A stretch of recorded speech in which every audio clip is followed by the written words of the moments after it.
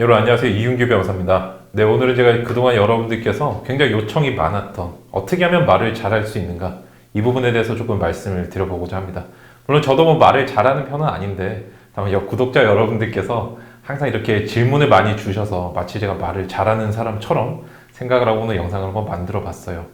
제가 핵심적인 포인트 오늘 세 가지를 말씀을 드릴 텐데 어떻게 보면 평범할 수도 있지만 여러분들께서 간과하기 쉬운 그런 것들을 제가 한번 모아봤어요. 제가 물론 지금까지 말을 하는 어떤 습관들 그런 거를 분석한 거라서 철저히 저희 어떤 주관에 의존한다는 점은 조금 양해를 바랍니다. 일단 여러분들께서 말하기라는 게 내 혼자서 떠드는 게 아니라는 거를 좀 기억을 해 두셔야 돼요. 내가 혼자 독백하는 것과 말하기, 현재 말하고 있는 이 말하기는 좀 다른 의미죠.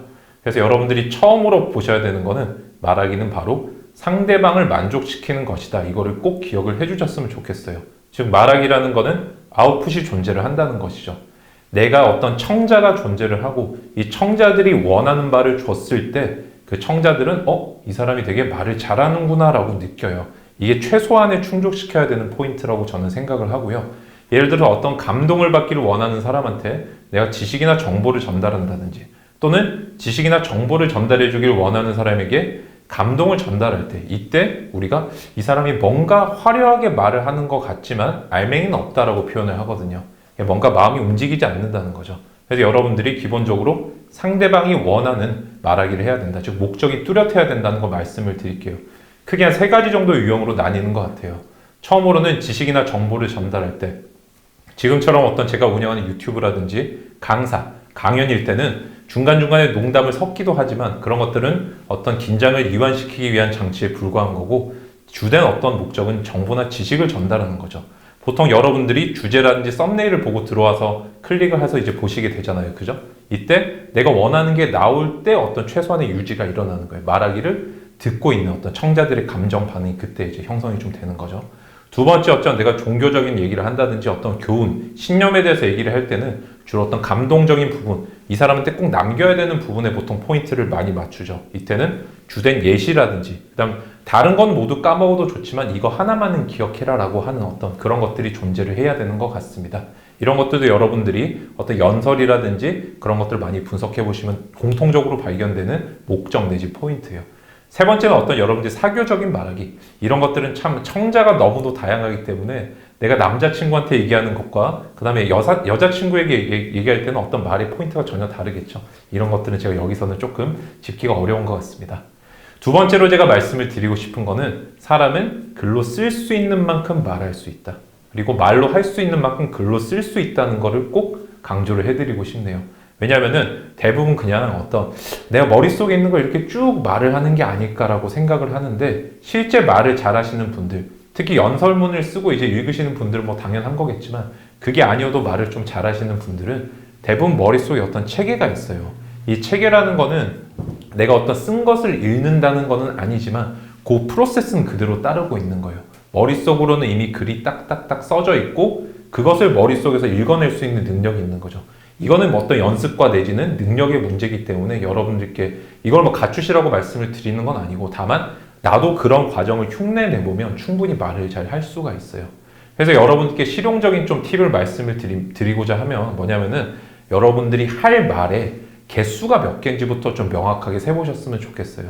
제가 오늘 여러분들께 전달해드릴 팁은 세 가지라고 말씀을 드렸죠. 지금처럼 세 개로 나눠서 저는 얘기를 하고 있잖아요.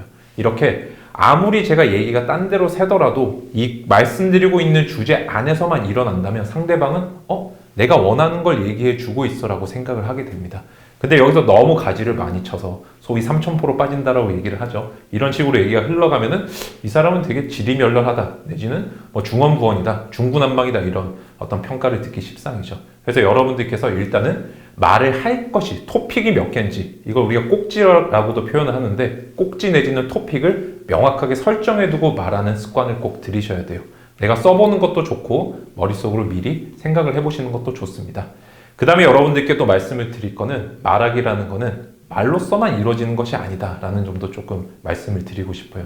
실제 내가 상대방에게 어떤 말을 할 때는 말과 나의 태도가 함께 전달된다는 걸 꼭 기억을 해주세요. 제가 아까 상대방이 느끼는 만족감이 말하기에 있어서 어떤 평가를 좌우한다고 그랬죠. 그래서 제가 실제 여러분들께 전달해 드리는 거는 잘 보시면은 여러분들은 저에게 정보를 얻길 원하시죠. 그죠?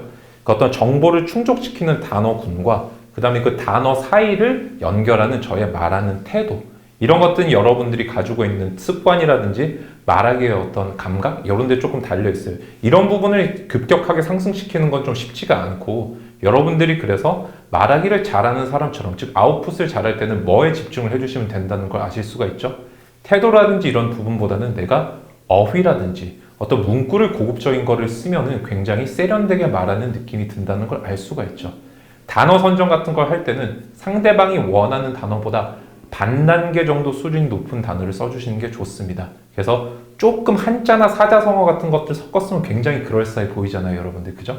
그런 것들. 제가 여러분들께 예를 들어서, 제가 여러분들께 쉽게 말씀드리면 이렇게 말을 할 수도 있지만, 제가 여러분들이 이해를 용이하게, 이해를 돕는다는 측면에서, 이해를 용이하게 하는 측면에서 말씀을 드린다면, 이렇게 하면은 뭔가 상대방이 들을 때 알 수는 있는데 정확하게 뜻을 말하라고 하면 조금 그런 것들, 뭐 약간 본질을 흐린다고 생각하시는 분들도 계시겠지만, 이런 게 조금 말하는 사람의 격을 상대적으로 듣는 사람보다 높게 만들어주는 기술들이에요. 여러분들이 이런 것들도 한번 활용을 해보시면 좋겠고, 세 번째 팁은 뭐냐면, 이 말하기 내부에서 여러분들이 처음에 글을 한번 제가 써보시고 꼭 말을 하시라고 말씀을 드렸는데, 어떤 구체적인 인용이라든지 통계 같은 거를 말씀하실 때는 꼭 출처를 말씀해 주시거나, 아니면 그 말을 한 사람 있죠. 그 다음에 구체적인 수치 같은 것들을 말씀해 주시는 게 좋아요. 그래서 누가 이런 말을 하더라 이렇게 얘기를 하는 것보다, 조조는 이런 말을 했어, 아직 케네디는 이런 말을 했어, 이런 식으로 딱 출처를 명확하게, 또는 말을 한 사람을 명확하게 밝혀주면 이 사람의 말에 간접적으로 굉장히 무게가 실리게 됩니다. 그래서 뇌피셜이라고 하는 것들 있죠. 그런 것들은 조금 신빙성이 떨어지잖아요. 그죠? 그래서 다른 사람이 명확하게 이렇게 얘기를 하더라 라고 얘기를 해주시면 좋고, 그 다음에 구체적인 통계에 대해서 얘기할 때는 숫자까지도 꼭 언급을 해주세요. 그래서 여러분들이 68만 4,320 이렇게 120까지 이렇게 내려가실 필요는 없지만, 대부분 68만 명, 우리 국군 장병의 숫자는 70만 명이다, 이런 식으로 여러분들이 구체적인 숫자를 언급해 주시면 굉장히 말에 어떤 무게가 많이 실리게 된다. 이 정도 꼭 기억을 해주시면 좋겠습니다. 네, 마지막으로 여러분께서 이제 이렇게 어떤 내가 말할 거리들을 준비를 했어요. 그죠? 꼭지도 내가 땄고, 몇 개를 말을 할지, 그다음 어떤 어휘를 사용하고, 그 다음에 어떤 인용구를 쓸지, 이런 것들을 정하셨다면은 이제부터 여러분들이 연습을 해주셔야 되는데, 여러분들이 말하는 연습을 하시는 게 중요한 게 아니에요. 어차피 사람은 자기가 가지고 있는 언어 습관이 잘 바뀌지가 않아요. 이 사람이 가지고 있는 태도, 이런 것들은 하루아침에 쉽게 바뀌는 게 아니에요. 그래서 여러분들이 연습해 주실 때 주되게 효과를 볼 수 있는 연습은 뭐냐면, 내가 혼자서 머릿속으로 말할 것들을 떠올려보는 연습을 하는 게 훨씬 중요합니다. 어차피 이 사람의 언어 습관은 하루아침에 바뀌지가 않기 때문에, 그리고 내가 나에게 어울리는 상황에 결국에 말을 하게 돼 있을 거예요. 그죠? 그렇기 때문에 내가 연습을 해서 조금 더 빨리 늘릴 수 있는, 빨리 바꿀 수 있는 부분은 방금처럼 말할 거리를 머릿속으로 떠올려보는 작업이에요. 아까 제가 글쓰기랑 말하기가 똑같다 그랬죠. 마지막에 내가 말로써 내 생각을 표현하는지 글로써 표현하는지만 차이가 있을 뿐이지, 생각까지가 딱 내가 어떤 정확하게 형성이 되면은 그거를 말로 뱉는 건 그렇게 어렵지가 않아요. 그래서 사고와 글은 어울린다. 이걸 꼭 기억을 해두시기 바랍니다. 그래서 내가 사고가 존귀하면 말도 존귀하게 나오는 법이다. 이거를 꼭 기억을 해두세요. 그래서 여러분들이 반드시 어떤 말하기 전에 내가 몇 개의 꼭지, 몇 개의 토픽 또는 몇 개의 테마를 가지고 말할 건지 머리에 한번 생각을 해봐 두시고, 이후에 어떤 단어를 내가 선정을 했는지, 만약에 내가 말해야 되는 어떤 대본이 있다면 거기에만 딱 형광펜을 칠해 두시면 전체를 다 얘기를 할 수 있겠죠. 실제 여러분들이 방송이라든지 이런 걸 해보시면은 대본대로 똑같이 말을 하지 않아도 그런 주요 단어들을 내가 정확하게, 그 다음에 그 토픽들을 내가 나눠서 명확하게 선을 딱 그어서 구사를 말을 해주면은 상대방이 들었을 때는 야, 이거 다 외워서 말하는 건가? 이렇게 착각을 시킬 수가 있어요. 그래서 여러분들도 이런 말하기 스킬들을 조금 기억을 해주시면 좋겠고, 가장 중요한 거 한 번만 더 반복하고 끝내겠습니다. 말하기라는 건 결국 상대방과의 소통의 문제인데, 상대방과의 소통은 결국에 평가는 상대방의 감정으로부터 나온다. 내가 상대방이 원하는 걸 얼마만큼 충족시켜 줄 수 있는가, 이게 말하기의 본질이라는 점을 제가 다시 한번 말씀을 드리고자 합니다.